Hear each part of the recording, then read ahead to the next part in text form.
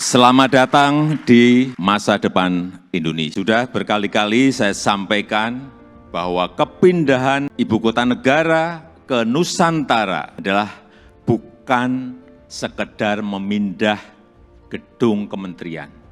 Bukan itu. Bukan juga hanya pindah istana presiden. Bukan itu. Bukan juga memindahkan gedung wakil presiden ke Nusantara. Juga bukan itu. Bukan itu. Bukan fisiknya yang ingin kita pindahkan. Tetapi yang ingin kita bangun adalah budaya kerja baru, mindset baru, dan IKN sebagai basis ekonomi baru.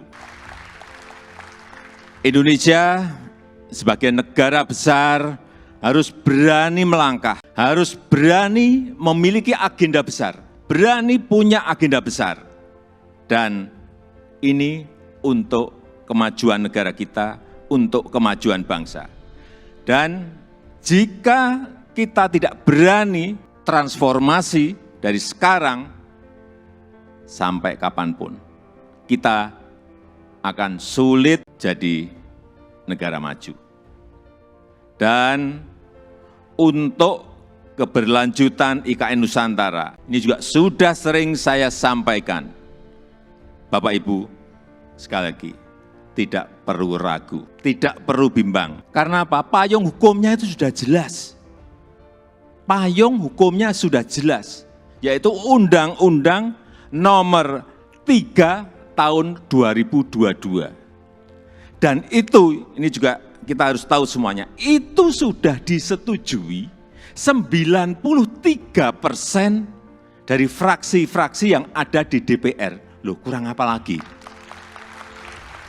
Kalau ada yang masih belum yakin, kurang apa lagi? Nanti sampaikan, kurang apa lagi? Jadi sekali lagi, sudah tidak perlu lagi untuk dipertanyakan. Ini ada Ketua MPR ada di sini, Pak Bambang Susatyo juga. Kembali lagi, kita ingin menghadirkan pembangunan yang Indonesia sentris, bukan Jawa sentris. Karena Indonesia ini bukan hanya Pulau Jawa. Indonesia ini memiliki 17.000 pulau, 514 kabupaten dan kota, 34 provinsi, yang terbentang dari Sabang sampai Merauke, dari Miangas sampai Pulau Rote. Dan ada tapinya, tapi saat ini 58% dari PDB ekonomi kita, dari ekonomi kita terpusat di Pulau Jawa, 58%. Kemudian populasi 56% atau sekitar 149 juta penduduk kita ada di Pulau Jawa, bermukim di Pulau Jawa. Betapa Pulau Jawa ini sangat terbebani dengan jumlah yang sangat besar itu. Itulah kenapa sering saya sampaikan, Indonesia perlu keadilan ekonomi. Sekali lagi ada 17.000 pulau, bukan hanya satu pulau. Perlu kesetaraan pembangunan, perlu pemerataan pembangunan. Ini yang ingin kita hadirkan, yaitu dengan membangun ibu kota Nusantara. Nusantara adalah kota pintar masa depan yang berbasis hutan dan alam. Belum ada di dunia, belum ada. Tolong dicarikan, belum ada. Ini yang membedakan, ini yang nanti menjadi diferensiasi ibu kota kita dengan ibu kota negara-negara lain. 70% areanya nanti adalah area hijau. Lahan yang digunakan untuk membangun IKN, ini awalnya adalah hutan produksi. Jangan ada yang keliru bahwa ini hutan alam, bukan. Hutan produksi, monokultur, artinya di situ hanya ada satu jenis pohon. Dan saya tahu betul pohonnya itu apa. Pohon eukaliptus yang dipakai untuk pulp dan ditebang setiap 6-7 tahun.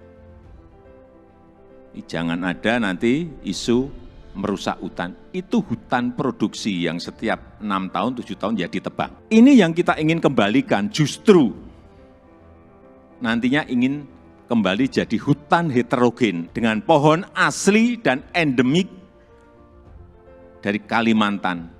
Sehingga kita harapkan nanti menjadi hutan hujan tropis lagi, tropical rainforest lagi di Kalimantan. Untuk itu, yang kita siapkan pertama kali di sana adalah pusat persemaian yang sudah mulai kita bangun di bulan Juni 2022. Luas lahan persemaian ada kurang lebih 16 hektar dengan embung 7 hektar. Kita harapkan selesai nanti di awal tahun 2022. Yang kapasitas bibitnya setiap tahun bisa menghasilkan kira-kira 15 juta bibit per tahun.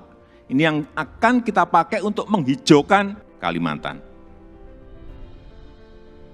Supaya Bapak Ibu ingat, saya dari kehutanan. Saya waktu menerangkan di persemaian di Kalimantan, dari A sampai Z, ini pohon apa, ini pohon apa, ini pohon saya apa semua. Dan 80% sumber energinya adalah berasal dari renewable energy.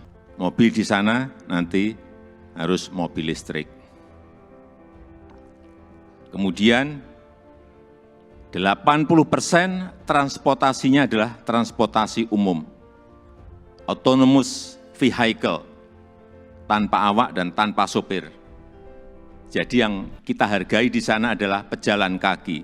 Yang kita hargai di sana adalah orang yang senang naik sepeda. 10 minutes city. Jarak tempuh kemana-mana itu ada dalam 10 menit. Sekali lagi, inilah showcase transformasi Indonesia. Showcase perubahan peradaban Indonesia. Dan budaya kerja yang ingin kita bangun di IKN Nusantara adalah budaya kerja produktif. Itu harus didukung oleh tata kelola yang baik, didukung oleh manajemen yang baik, didukung oleh implementasi teknologi yang mumpuni. Smart living, smart city, layanan masyarakat lewat aplikasi, akte lahir, akte nikah lewat HP, paperless, ini yang ingin kita bangun.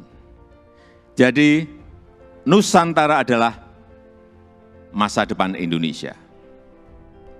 Dan bisa terwujud dengan upaya bersama. Bukan hanya pemerintah yang bergerak, bukan hanya pemerintah. Karena memang pemerintah hanya kurang lebih menyiapkan 20% dari budget yang ada. 80% kita berikan kesempatan kepada investor, kepada investasi. Termasuk Bapak Ibu yang kami hadirkan pertama kali pada malam hari ini. Investasi terbuka lebar. Bapak Ibu bisa pilih mau di mana, mau investasi di sebelah mana. Mau di kawasan inti, ya harganya beda. Di financial center, di kawasan healthcare center, di kawasan education center, di housing area, di tourism area, silahkan. Saya sampaikan ini adalah kesempatan pertama dan kesempatan emas yang tidak akan terulang lagi. Inilah saatnya mencatat sejarah Indonesia dan inilah saatnya melakukan lompatan, inilah saatnya kita semua menjadi pelaku sejarah Indonesia masa depan. Dan dengan upaya kita bersama, dengan semangat gotong royong kita bersama, saya yakin 17 Agustus 2024 kita bisa merayakan bersama-sama di Nusantara. Terima kasih Wassalamualaikum warahmatullahi wabarakatuh.